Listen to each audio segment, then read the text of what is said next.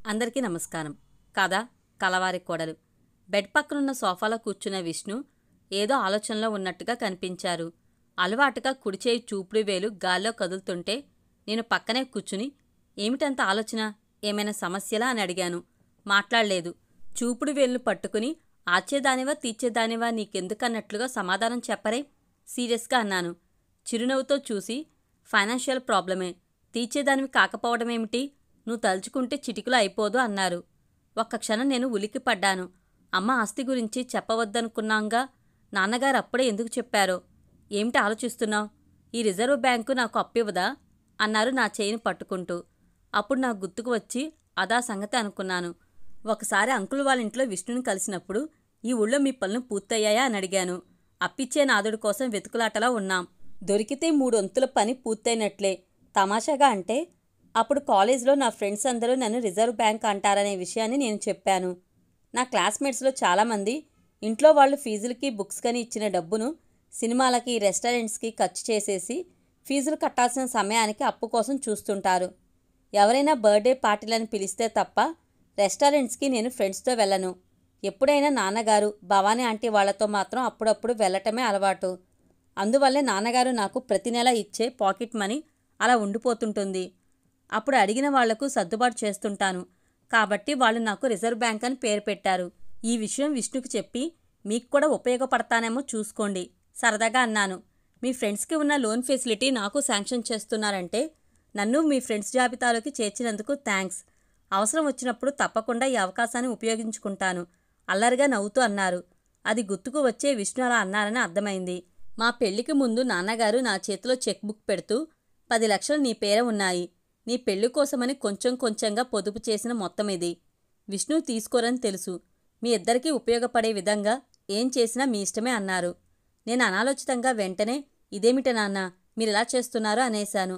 నాన్నగారి పెళ్లిలో కమలాకరం గారు చేసినట్లే నాన్నగారు చేస్తున్నారనే అర్థంతో మాట్లాడానని అప్పుడు నాకు స్ఫురించింది. అప్పటి పరిస్థితులకి ఇప్పటికీ పోలికే లేదు. నీకు వివేకం, విచక్షణ, జ్ఞానం ఉన్నాయి. విష్ణు వ్యక్తిత్వం గురించి తెలుసు. మీరిద్దరూ ఒకరికొకరుగా ఉన్నంతకాలం ఇతరుల ప్రమేయంతో వచ్చే సమస్యలు మిమ్మల్నేమీ చేయలేవు. ఎటువంటి సమస్యలొచ్చినా పరిష్కరించుకునే సామర్థ్యం నీలో ఉందనే నా నమ్మకం.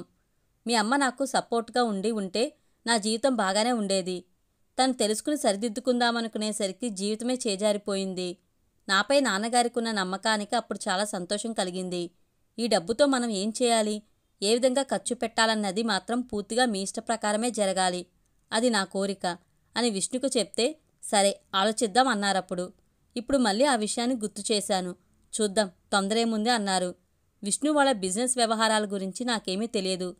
మావయ్య గారి అనారోగ్యం వల్ల కొన్నింటి నుండి తప్పుకోవటం, కొన్నింటిని పార్ట్నర్స్ నుండి పూర్తిగా తీసుకోవడం చేయాల్సి ఉండటంతో పెద్ద మొత్తంలో డబ్బు అవసరమని అప్పుడు విన్నాను. ఎంత సమకూరింది, ఇంకా ఎంత అవసరం లాంటి విషయాలు నేను అడగలేదు. విష్ణు చెప్పనూ లేదు. బిజినెస్ చికాకుల్లో ఉన్న విష్ణుకు నేను చేయగల సాయం ఒక్కటి, నా వైపు నుండి ఎటువంటి సమస్యలు లేకుండా చూడటమే. అందుకే ఇంట్లో నాకెటువంటి అప్రియమైన అనుభవాలు కలిగినా విష్ణుకు చెప్పకుండా ఉండాలని నిర్ణయించుకున్నాను.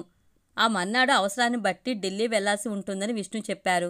మరునాడు ఉదయం ప్రయాణం నిర్ణయమైందని, 2-3 రోజులు ఉండాల్సి రావచ్చని విష్ణు చెప్పారు. మధ్యాహ్నాలు భోజనానికి ఎప్పుడో గాని ఇంటికి రావటం లేదు గనుక ఉదయమే తన బట్టలు చిన్న సూట్ కేసులో సర్ది పెట్టుకున్నారు. సాయంకాలం వచ్చినప్పుడు నీకు కొంత పని అప్పచెప్పే వెళ్తాను. రోజంతా నీకు కంప్యూటర్ ముందే గడిచిపోతుంది. కాలక్షేపం గురించి చింతించాల్సిన పనేం లేదు బాగా చేస్తే. నేను మధ్యలోనే అడ్డం వెళ్ళి ఏమిస్తారు అని అడిగాను. ఇంకొంచెం ఎక్కువ వర్క్ ఇస్తాను అంటూ నవ్వేశారు. బావుంది, మీ ఆఫీసులో కూడా ఇదే పద్ధతా? బాగా పనిచేసిన వాళ్ళకి శాలరీ కాకుండా పనే పెంచుతారన్నమాట అంటూ నేను నవ్వాను. మధ్యాహ్నం నేను నా భోజనం ముగించి వచ్చేస్తున్నప్పుడు అత్తయ్య గుమ్మస్తా ఇచ్చిన మందుల కవర్ని తీసుకుని తన గదిలోకి వెళ్ళబోతూ కాలికి చీర అడ్డం తగలటం వలనో మరెందుచేతనో ముందుకు తూలి పడబోయారు. దగ్గరలోనే ఉన్న నేను చటుక్కున పట్టుకుని అప్రయత్నంగా అత్తమ్మ అన్నాను. ఒకే ఒక సెకండ్ సేపు నిర్విన్నురాలైనట్లుగా నా వైపు చూసిన అత్తయ్య వద్దు, నన్నలా పిలవద్దు వృద్ధ కంఠంతో అంటూ వేగంగా లోపలికి వెళ్ళిపోయారు. చిన్నతనంలోనే అమ్మ అనే పిలుపుకు దూరమైపోయినందువల్లనేమో పెళ్ళయ్యాక అత్తగారికి అమ్మ అని చేర్చి అత్తమ్మ అని పిలవాలని మనసులో అనుకునేదాన్ని.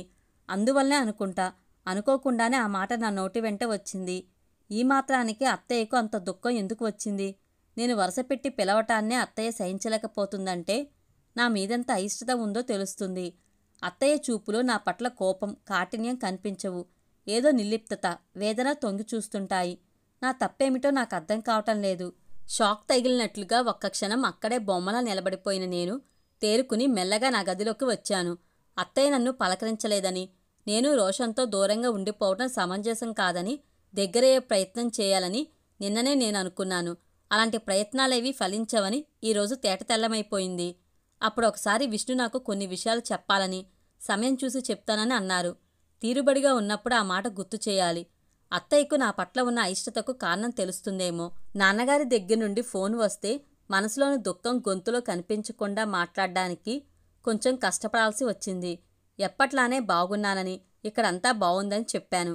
విష్ణుతో నాకు నిజంగానే హాయిగా అంతా బావుంది కాబట్టి అలా నిస్సంకోచంగా చెప్పగలుగుతున్నాను.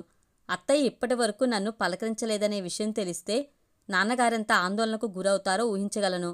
ప్రస్తుతానికి విషయాలు నాన్నగారికి తెలియకపోవటమే మంచిదనే ఉద్దేశంతో ఇక్కడికి ఎప్పుడు వస్తారనే మాట మాత్రంగానైనా అడగడానికి సాహసం చేయలేకపోయాను. 4 గంటల సమయంలో నీరజ ఒక ఆల్బమ్ తీసుకుని నా దగ్గరకు వచ్చింది. శ్రీలక్ష్మి గురించి చెప్తానని, చూపిస్తానని అన్న మాట గుర్తుకు వచ్చింది. ఫోటోనా అనుకుంటూ ఆల్బమ్ తెరిచాను. మామిడికాయలు గుత్తులుగా వేలాడుతున్న గున్నమామిడి చెట్టు కింద పట్టులంగా ఓనీ డ్రెస్లో నిండుగా అన్ని నగలు పెట్టుకున్న అమ్మాయి ఫోటో మొదటి పేజీలో ఉంది. నేను ఎప్పుడో ఎక్కడో చదివిన వాక్యం చటుక్కున గుర్తుకు వచ్చింది. స్తంభించిన విద్యుల్లత, దిగివచ్చిన దేవత. నేనలా కళ్ళార్పకుండా చూస్తుంటే శ్రీలక్ష్మి అంది నీరజ. శ్రీలక్ష్మి ఎవరు? ఉద్వేగంతో అడిగాను. కోదండం మావయ్య కూతురు అంది. నేను ఆల్బమ్ పేజీలన్నీ చకచకా తిరగేశాను. ఇంట్లో వాళ్ళు అత్తయ్య మావయ్యలతో పాటు నాకు తెలియని ఎవరెవరితో కలిసి ఉన్న శ్రీలక్ష్మి ఫోటోలు చాలానే ఉన్నాయి. నగలతో, లంగావోని, చీరలాంటి సాంప్రదాయ దుస్తుల్లోనే కాక రకరకాల మోడర్న్ దుస్తుల్లో ఉన్న ఫోటోలు ఉన్నాయి. పండుగలు, పుట్టినరోజుల పార్టీలప్పుడు అలా రకరకాల సందర్భాల్లో తీసినవనుకుంటాను. వీణ వాయిస్తూ హాల్లోని మెట్ల మధ్యలో నిలబడి కొంచెంగా వెనక్కి తిరిగి చిరునవ్వుతో చూస్తూ, డైనింగ్ టేబుల్ దగ్గర కూర్చుని తల ఎత్తి పెద్దగా నవ్వుతూ, పూల మొక్కల మధ్య చిలిపి నవ్వుతో, అలా ఎన్నెన్నో భంగిమల్లో ఉన్న ఆ ఫోటోలన్నీ శ్రీలక్ష్మి అపురూపమైన అందాన్ని పట్టి చూపిస్తున్నాయి. శ్రీలక్ష్మి నవ్వులో, కళ్ళల్లో ఏదో సమ్మోహన శక్తి ఉంది. శ్రీలక్ష్మి ఇప్పుడు ఎక్కడ ఉంది? ఆల్బమ్ మూసేస్తూ అడిగాను. ఆ కథే చెప్తాను అంటూ నిట్టూర్చింది. నేను చూసినవే కాదు, విన్నవి అన్నీ కలిపి చెప్తాను అంది. అమ్మ వాళ్ళది ఇక్కడికి కొంచెం దగ్గరలో ఉండే చెన్నూరు. అమ్మ పెద్దమ్మల అన్నయ్య అంటే కోదండం మావయ్య, ఆ ఊళ్ళోనే ఉంటాడు. జానకత్తయ్య పురిటికని వాళ్ళ పుట్టింటికి వెళ్ళిన రోజుల్లో అక్కడికి వెళ్ళిన మావయ్య అత్తయ్యకు కొంచెం నలతగా ఉందని హాస్పిటల్లో చూపించడానికని వెంటబెట్టుకుని ముందుగా పెద్దమ్మ వాళ్ళింటికి వచ్చాడు. హాస్పిటల్కి బయలుదేరుతుండగానే అత్తయ్యకు ఇంట్లోనే ప్రసవం అయిపోయింది. అమ్మాయి పుట్టింది. ఆ రోజు పెద్దనానికి ఒక మంచి కబురు అందింది. ఒక పెద్ద కంపెనీ కాంట్రాక్ట్ దక్కింది.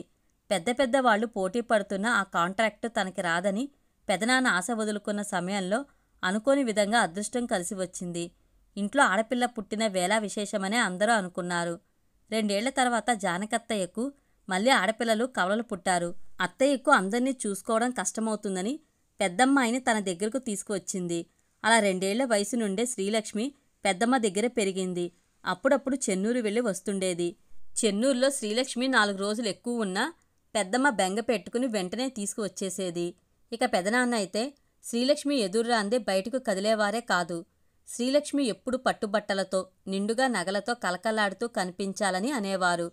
శ్రీలక్ష్మి పుట్టినప్పటి నుండి పెదనాన్న ఏ బిజినెస్లోకి ప్రవేశించినా తిరుగే లేకుండా అయింది. పట్టిందల్లా బంగారమైంది. దీంతో పెదనాన్నలో శ్రీలక్ష్మి తమ ఇంటిలో పుట్టినందువల్లే, తను ఎదురు కావటం వల్లే అలా కలిసి వస్తుందనే సెంటిమెంటు బాగా స్థిరపడిపోయింది.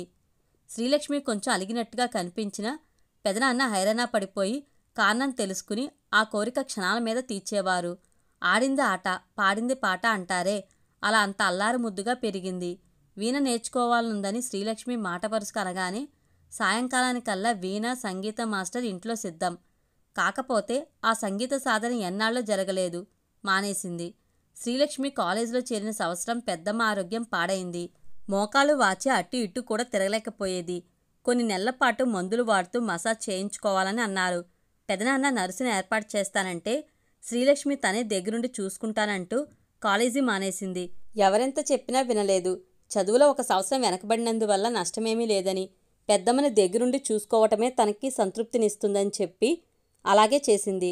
వేళకి మందులివ్వటం, వాపులున్న చోట తైలంతో మర్దన చేయటమే కాకుండా కాలక్షేపానికి పుస్తకాలు చదివి వినిపించడం, ఇష్టమైన భక్తి గీతాల్ని పాడటం, అలా రోజంతా పెద్దమ్మని అంటిపెట్టుకుని ఉండేది.